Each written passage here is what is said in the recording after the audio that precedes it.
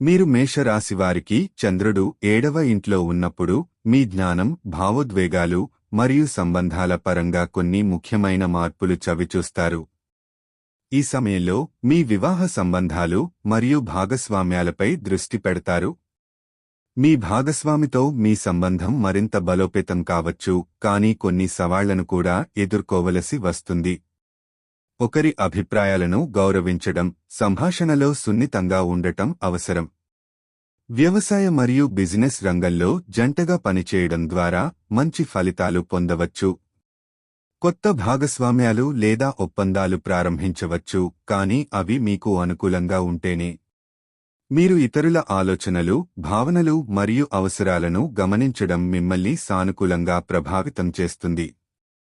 సంబంధాల పరంగా కొంతమంది కొత్త వ్యక్తులతో పరిచయాలు కలుగుతాయి, ఇది మీ జీవితంలో కొత్త మార్పులను తీసుకురావచ్చు. ఈ సమయంలో మీ ఆత్మవిశ్వాసాన్ని పెంపొందించుకోవడం మరియు సంబంధాలలో సమతుల్యతను కాపాడుకోవడం ముఖ్యం.